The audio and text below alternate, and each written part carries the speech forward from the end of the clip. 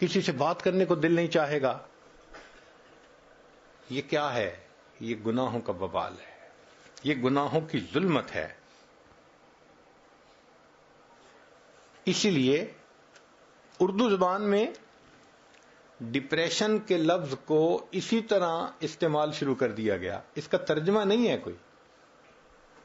یہ ٹینشن کا لفظ، ڈپریشن کا لفظ، اینگزائٹی کا لفظ، یہ اردو زبان کے الفاظ نہیں ہیں.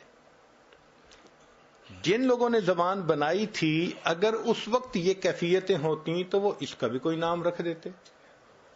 اس کا مطلب ہے ہمارے اکابر کی زندگیوں میں یہ کیفیتیں تھی نہیں. یہ نئے دور کی چیزیں ہیں. جب سے گناہ عام ہوئے ہیں یہ تب سے ہیں. اسی لیے دوسری زبان کے لفظ ہم نے اپنی زبان میں استعمال شروع کر دیے. اور آج کل ڈاکٹروں کے لیے بہت آسانی ہو گئی ہے. جس بیمار کی بیماری سمجھ میں نہ آئے کہتے ہیں ایکیوٹ ڈپریشن ہے. آپ کو تو بڑی ٹینشن ہے. بھئی ٹینشن دنیا میں کس کو نہیں ہے؟ جس کو دیکھو. سبحان اللہ، جس عورت کو دیکھو ماشاء اللہ tension.com اس کا نام ہوگا. تو یہ گناہوں کے اثرات ہوتے ہیں کہ ذہن پریشان ہوتا ہے، ذہن میں سکون نہیں ہوتا. عجیب بات ہے کہ زندگی کی جتنی سہولیات آج ہمیں حاصل ہیں اس سائنسی دور میں اس سے پہلے کبھی حاصل نہیں تھی. جو مشروبات آج ملتے ہیں، جو مختلف طرح کے کھانے آج نصیب ہوتے ہیں، جیسی تیز رفتار کمفرٹیبل سواریاں آج ہمیں حاصل ہیں، یہ پہلے نہیں تھی.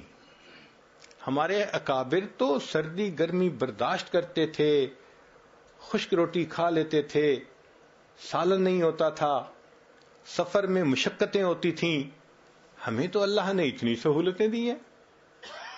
لیکن عجیب بات کہ ان تمام سہولیات کے باوجود جتنی اللہ تعالی کی شکایتیں آج ہیں اس سے پہلے نہیں تھی. جس کے دیکھو اس کی زبان پہ شکوہ. بیٹے کو نوکری نہیں ملی، بیٹی کا رشتہ نہیں آیا، فلاں کام ایسے نہیں ہوا. بھئی اللہ تعالیٰ کے شکوے ہم کیوں کرتے ہیں؟ ہم الزام ان کو دیتے تھے، قصور اپنا نکل آیا. اللہ تعالیٰ ارشاد فرماتے ہیں ما اصابکم من مصیبت فبما کسبت ایدیکم. جو مصیبت تمہیں پہنچتی ہے تمہارے ہاتھوں کی کمائی ہوتی ہے. تو اپنے گناہوں کا وبال ہوتا ہے اور شکوے اللہ کے.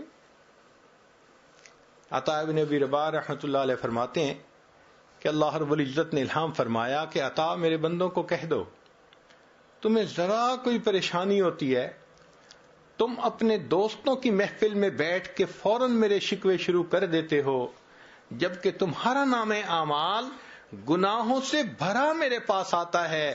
میں فرشتوں کی محفل میں تمہارے شکوے تو نہیں کیا کرتا. تو سہولیات بھی اتنی کہ کبھی اتنی نہیں تھی، اور اس پر دیکھو کہ شکوے بھی اتنے. اچھا بیماریاں بھی وہ ہیں جن کا تعلق کم کھانے سے نہیں ہے، زیادہ کھانے سے. اب بتائیں معدے کا السر کم کھانے سے تو نہیں نہ ہوتا، زیادہ کھانے سے. بلڈ پریشر زیادہ نمک کھانے سے، ہائی کولیسٹرول زیادہ چربی کھانے سے. تو بیماریاں بھی شوگر زیادہ میٹھا کھانے سے.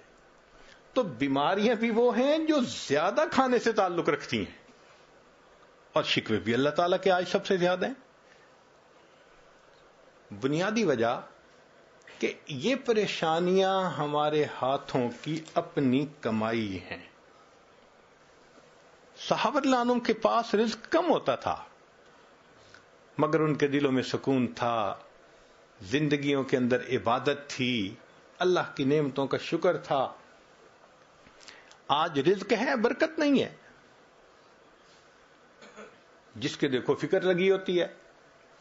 صحابہ رضی اللہ عنہم کا تو یہ حال تھا کہ ایک صحابی یورینیشن کے لیے ذرا ویرانے کی طرف گئے تو جب وہ بیٹھے تھے اپنی قضائے حاجت کے لیے تو انہوں نے ایک چوہے کو دیکھا کہ وہ سوراخ میں سے باہر نکلا. جو چوہے کا سوراخ ہوتا ہے اسے بل کہتے ہیں. اس میں سے نکلا اور اس نے 1 دینار تھا وہ باہر پھینک دیا. پھر دوسرا دینار، پھر تیسرا، بل سے نکال کے لاتا تھا باہر ڈال جاتا تھا. پھر وہ بل میں گھس گیا. یہ صحابی جب فارغ ہو گئے، اٹھنے لگے، تو انہوں نے وہ چند درہم دینار جو بھی تھے وہ اٹھا لیے. صحابہ رضی اللہ عنہم کی ایک بہت خوبصورت عادت تھی کہ وہ ہر بات کو نبی علیہ السلام سے آ کر پوچھا کرتے تھے. تو یہ صحابی محبوب صلی اللہ علیہ وسلم کی خدمت میں حاضر ہوئے. اے اللہ کے حبیب صلی اللہ علیہ وسلم، میرے ساتھ یہ واقعہ پیش آیا، اب بتائیے کہ یہ پیسے میرے لیے استعمال کرنا جائز ہیں یا نہیں ہیں؟ تو نبی علیہ السلام نے فرمایا کہ اللہ رب العزت نے تمہارے لیے غیبی طور پر رزق کا انتظام کر دیا، تم اس کے استعمال کرو. اب فرق زندگیوں کا دیکھیے کہ صحابہ رضی اللہ تعالی عنہم کو بلوں سے رزق ملتا تھا، اور ہماری زندگی ایسی ہے جو سارا مہینہ کماتے ہیں اینڈ کے اوپر وہ بلوں میں چلا جاتا ہے. یہ بجلی کا بل، یہ پانی کا بل، یہ انشورنس کا بل، یہ فلاں چیز کا بل. وہ بل کو دیکھ کے دل کو کچھ ہونے لگ جاتا ہے.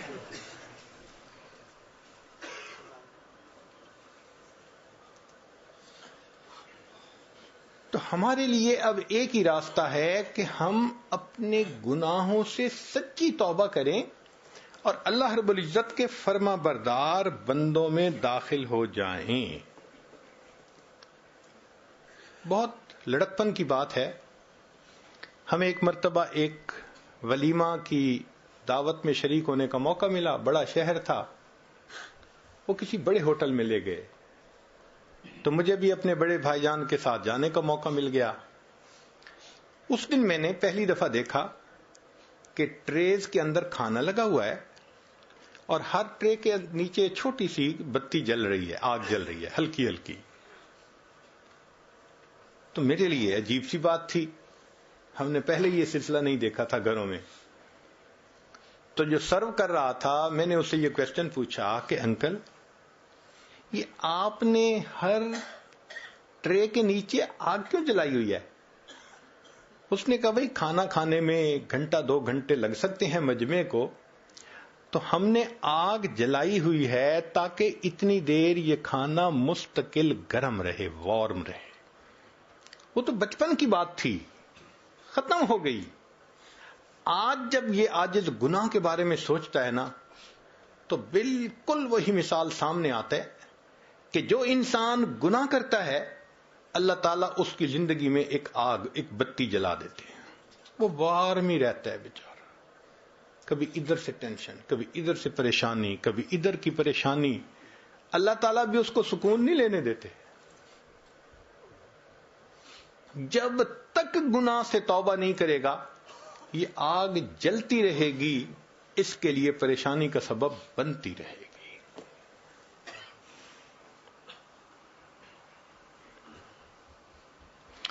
چنانچہ ہمارے اکابر نے لکھا ہے کہ انسان گناہ کیوں کرتا ہے؟ اس کو مکافات عمل کا یقین نہیں ہوتا. مکافات عمل سے کیا مراد؟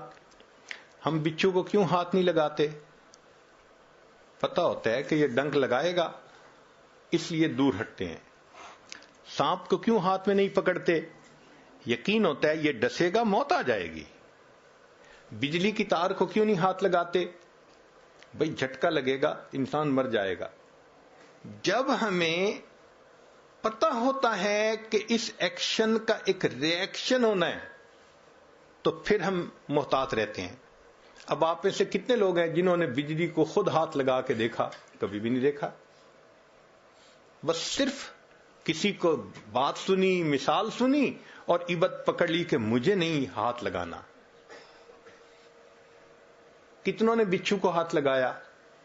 کوئی بھی نہیں لگاتا. سانپ کا نام لو تو ڈرنے لگ جاتے ہیں. بتائیں کہ جی یہ 100 یہ گلاب جامن ہے، صرف ایک کے اندر زہر ہے، کھا لیجئے، ہاتھ میں نہیں لگائیں گے. کیوں؟ ڈر ہے. تو جب ہمیں نقصان کا ڈر ہوتا ہے پھر ہم ہاتھ نہیں لگاتے. یہ دیکھیں اتنے بڑے بڑے شاپنگ مال ہوتے ہیں, وہاں کیمرہ سسٹم لگا ہوتا ہے. اب خریدنے والے جو لوگ آتے ہیں ان کو پتا ہوتا ہے کہ ہمیں دیکھا جا رہا ہے. شاپ پکنگ کوئی نہیں کرتا, کوئی چوری نہیں کرتا. تو جب ہمیں یقین ہے نقصان ہوگا ہم وہ کام نہیں کرتے. جب یقین ہے کہ ہمیں پکڑ لیا جائے گا ہم وہ کام نہیں کرتے. جب یہ یقین ذہن سے نکل جاتا ہے کہ اللہ ہمیں دیکھ رہا ہے, جب یقین ذہن سے نکل جاتا ہے کہ گناہ کا وبال آئے گا, پھر ہم بے دڑ ہو کر کے گناہ کر رہے ہوتے ہیں, احساس ہی نہیں ہوتا. اب سوچئے, حدیث مبارکہ ہے تم اگر دوسروں کی بیویوں کے ساتھ پرہیزگاری کا معاملہ کرو گے, لوگ تمہاری عورتوں کے ساتھ پرہیزگاری کا معاملہ کریں گے. حدیث مبارکہ ہے. امام شافعی رحمۃ اللہ علیہ فرماتے تھے کہ زنا ایک ایسا گناہ ہے جو دین ہوتا ہے, جو قرض ہوتا ہے بندے کے اوپر. چنانچہ اگر کسی نوجوان نے گناہ کیا تو یہ نہیں کہ گناہ کر لیا, اب اس گناہ کو چکانا ہے اس کے گھر کی